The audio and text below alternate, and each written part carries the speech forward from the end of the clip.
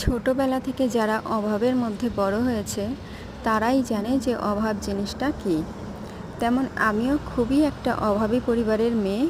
In fact এখনও আমি সেই অভাবের মধ্যে দিয়েই যাচ্ছি।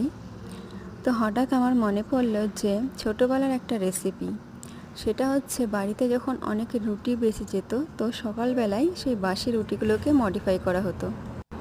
তবে অনেকে তো বাসি রুটি ফেলেই দেয় বা গরুকে দিয়ে দেয়, খায় না। আমাদের কিন্তু তা করলে চলবে না, আমাদের ওই জিনিসটাকেই খেতে হবে, তাই আমরা একটু মডিফাই করে নিই। তো হঠাৎ মনে পড়লো মা তো ছোটোবেলায় এইভাবেই রুটিগুলোকে ভেজে দিত।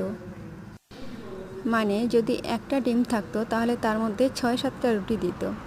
তারপর ডিমটা চুরমুর করে রুটিগুলো ছিঁড়ে ছিঁড়ে পেঁয়াজ লঙ্কা দিয়ে সুন্দর করে ভেজে আমাদেরকে খেতে দিত। সত্যি বলছি, অসাধারণ খেতে লাগতো। এখনও টেস্ট হালকা মনে পড়ে। তো বহুত দিন পর আমার এই কথাটা মনে পড়াতে আমারও ঘরে যখন আজকে রুটি ছিল দেখলাম, তখন আমি ভাবলাম যে আমিও সেই ডিশটা একবার ট্রাই করে দেখি যে কেমন হয়। তো সত্যি বলছি, খুবই ভালো হয়েছিল, খেতে খুবই সুন্দর হয়েছিল। ছোটোবেলার সেই স্মৃতিগুলো মনে পড়ে গেল। তবে হ্যাঁ, যারা অভাবী হয় না তারা সব কিছু পরিস্থিতির মধ্যে মানিয়ে নিতে পারে। একটা জিনিসই পারে না, সেটা হচ্ছে কারো অবহেলা বা অবজ্ঞা সহ্য করতে।